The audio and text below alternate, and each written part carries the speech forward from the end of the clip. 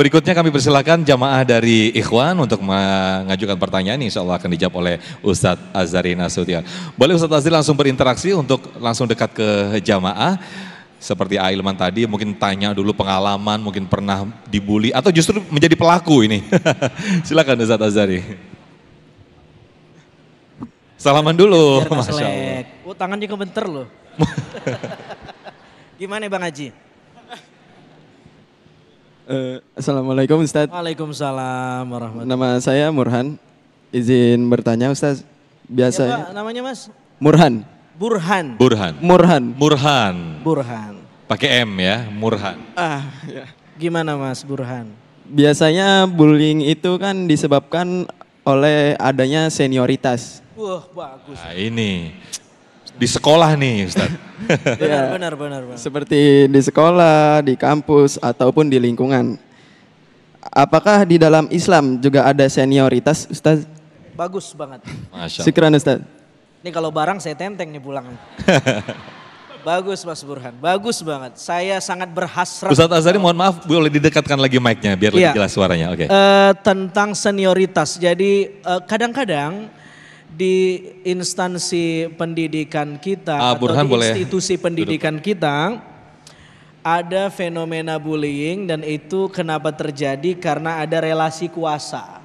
Ada orang yang lebih kuasa, senioritas, lebih sepuh, lebih suhu sehingga dia sesuka hatinya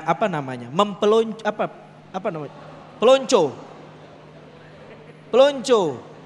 Itu bahasa Bekasi emang. Jadi dia ekspresikan senioritas dia dengan cara membuli orang lain.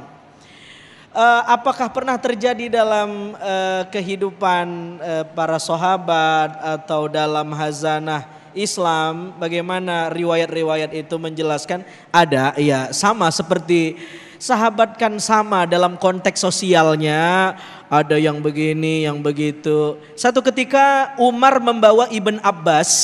Ibn Abbas ini sahabat junior, usianya masih junior tetapi akalnya, kecerdasannya setara dengan yang sepuh-sepuh. Itu siapa namanya? Ibnu Abbas. Dibawalah oleh Umar bin Khattab, ayo nongkrong di sana yuk.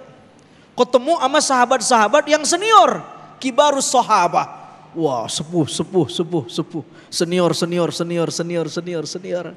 Ada yang nyeletuk. Ya, dia mah umurnya sama kayak anak kita. Ngapa dibawa ke sini? Begitu. Umar bin Khattab radhiyallahu taala anhu wa ardhah dengar selentingan bullying kepada Ibn Abbas itu. Tapi Umar nggak langsung bales.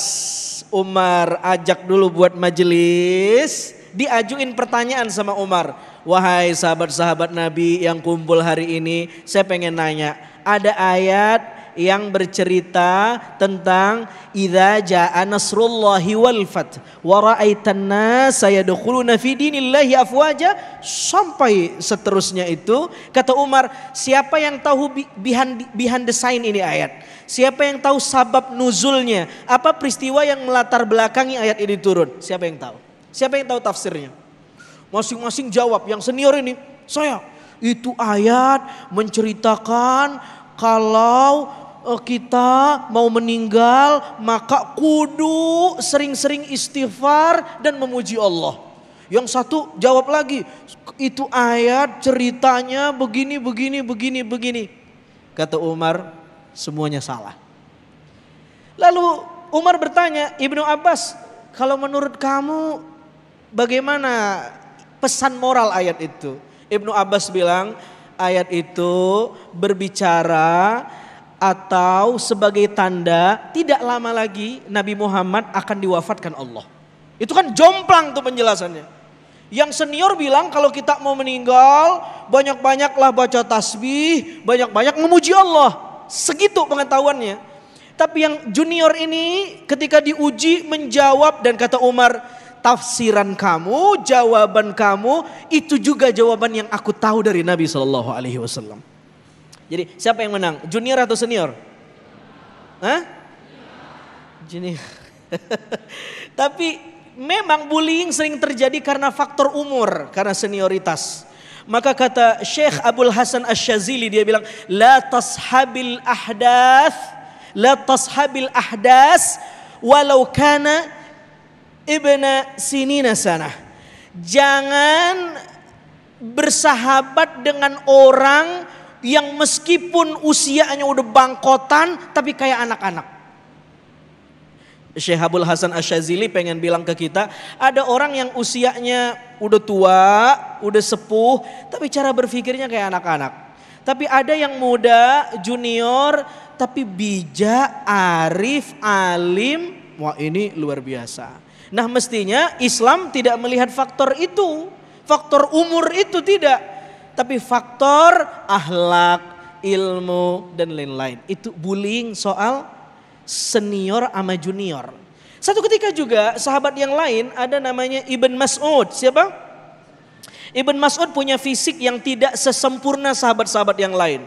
Betisnya kecil, kurus. Satu ketika naik pohon, ingin mengambil dahan pohon untuk dijadikan siwak.